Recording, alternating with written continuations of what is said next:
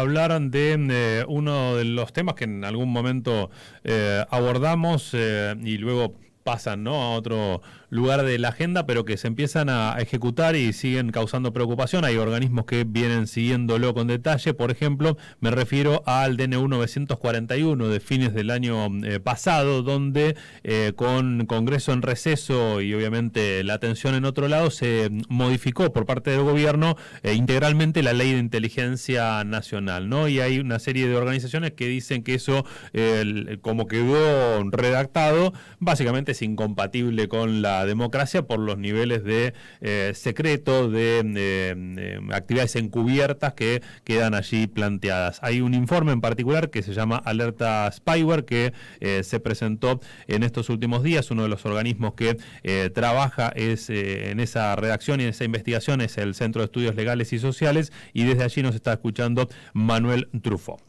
Manuel, mucho gusto. Desde aquí, desde Radio Altos Bahía Blanca, te estamos saludando. Luis Cano, Soledad Reuque, Mauro Llanesa. ¿Cómo estás? Buen día.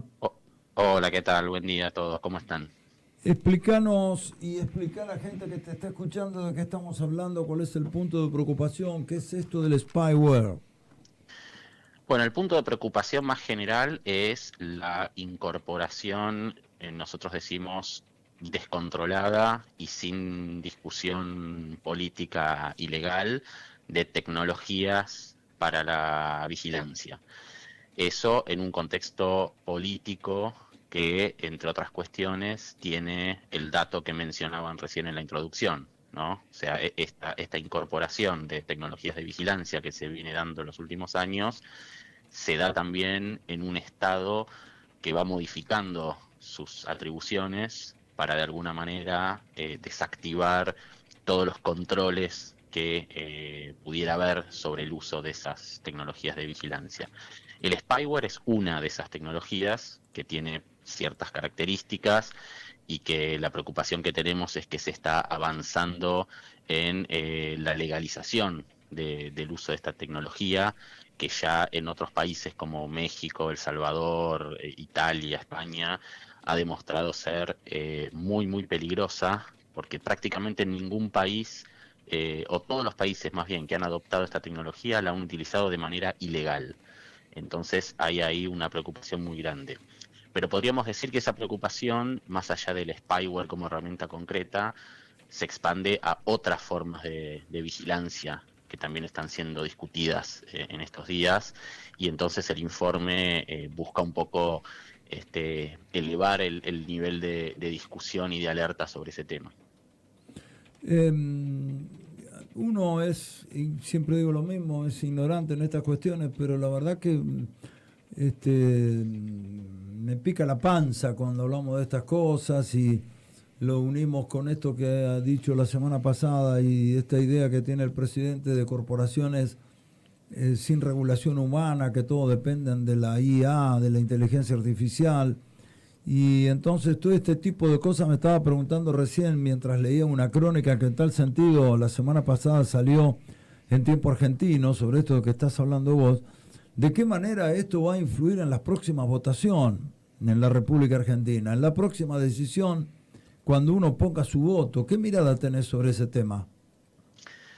Bueno, ahí tenemos, digamos, la cuestión de la vigilancia. Nosotros la trabajamos principalmente ligada al accionar de las fuerzas de seguridad, los sistemas de inteligencia, pero claramente tiene un marco más amplio, porque puede afectar otras áreas de la actividad estatal, como esta que vos decís. Por ejemplo, en la cuestión de elecciones ya hubo antecedentes Sí. preocupantes. Hace unos años hubo toda una discusión sobre el voto electrónico, ¿no? Sí. Y quién controlaba eso, quién no lo controlaba, si el escrutinio también iba a estar controlado por empresas de esa manera. Y luego también medidas como otra que se anunció hace no mucho tiempo, el gemelo digital social, que tiene que ver con el uso de herramientas de este tipo para las políticas sociales, ¿no? Entonces son anuncios que se van haciendo uno atrás del otro. De ninguno hay mucha información, porque otra de las características del gobierno es que hace anuncios públicos, digamos, podríamos decir acciones de comunicación con estos temas, pero cuando uno después quiere averiguar un poco más de qué se trata o hace un pedido de información, etcétera, la respuesta es o que todavía lo están trabajando, entonces no están los detalles, o que no se puede acceder a esa información porque es secreta. Entonces, bueno, nos encontramos ante una especie de aluvión de anuncios que vienen uno tras del otro, que tiene que ver con la incorporación descontrolada de tecnología y con muchas limitaciones para saber de qué se trata eso realmente. Entonces, esta pregunta que vos haces sobre las elecciones, no hay una respuesta concreta porque no sabemos qué es lo que están pensando, pero claramente hay un riesgo ahí, como en otras zonas de la vida social y del funcionamiento del Estado. Y en este caso hay muy poca regulación o muy por el contrario, hay una predisposición, al menos a uno lo advierte en este gobierno, a que efectivamente todos seamos, lo quiero decir en estos términos, entre comillas, vigilados, ¿no? Como que todos estemos en vigilancia, le parece muy bien al gobierno. Esa es un poco la orientación que está teniendo el gobierno, ¿no? Obviamente siempre hay excusas que a veces se basan en problemas reales, pero que los agrandan. Por ejemplo, no sé, la cuestión de la criminalidad organizada. Es obvio que hay criminalidad organizada en la Argentina, pero eso no quiere decir que haya que montar un sistema de vigilancia generalizado para toda la población o que haya que desmontar los controles que pudieran existir. Otro ejemplo es el terrorismo, ¿no? Que el gobierno todo el tiempo lo está agitando y que no sabemos por qué habla de terrorismo en la Argentina, donde no existe este problema, pero que sin embargo lo usa como excusa para avanzar con temas como la incorporación de tecnología, reconocimiento facial, inteligencia artificial y el debilitamiento de leyes como lo que mencionaban ustedes, la ley de inteligencia, que tiene ciertos controles que el gobierno ha tratado de debilitar a través de un decreto. Entonces, sí está clara la orientación del gobierno de tratar de construir un Estado con unas capacidades de vigilancia enormes y que no puedan ser controladas ni fiscalizadas por nadie más. Yo diría que ese es el resumen un poco de hacia dónde está yendo el gobierno. Todo vamos a hacer un algoritmo. No, todos vamos a estar controlados por un algoritmo. En buena parte esto ya sucede en nuestra vida Pero, cotidiana a través. Manuel, vos, mira, vuelvo a decir, desde la más absoluta ignorancia, en términos humanos, románticos, marmotas, llamarlo como quieras, y a nadie le preocupa esto. Sí, evidentemente hay sectores que le preocupa, pero en líneas generales, ¿no te parece que se naturaliza esto en función de los fenomenales avances tecnológicos, de esta especie de endiosamiento que ahora hay también respecto de la inteligencia artificial, que todo lo puede? Sí, primero hay un nivel de naturalización muy importante porque esto entra en nuestras vidas cotidianas de otras maneras, ¿no? De otras maneras que nosotros no ligamos inmediatamente a la vigilancia.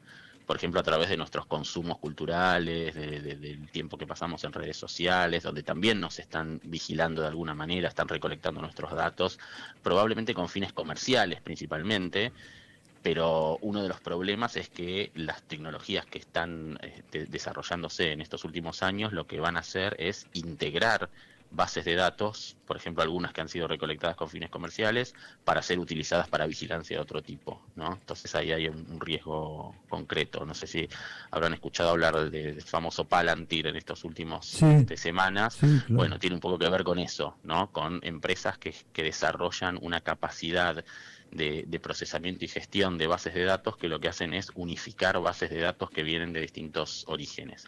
Entonces sí hay una naturalización y hay que hacer un esfuerzo por romperla.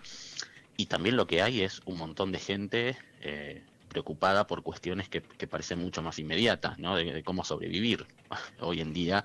Y que entonces quizás estos problemas, que son probablemente igual de graves, pero quedan como en un segundo plano, digamos, ante urgencias más importantes. Pero entonces por eso es que organizaciones como la nuestra o quienes son aliados nuestros en estos temas, lo que buscamos es un poco, justamente por eso el título del informe, ¿no? Alertar un poco esto y levantar un poco la vara, incluso entre quienes toman las decisiones, ¿no? Porque, digamos, hay quienes tienen la responsabilidad institucional de estar alerta ante estas cuestiones, básicamente el Congreso, diría yo. ¿Y te Eh, parece que están en alerta? no, Tengo no, mis por serias eso dudas.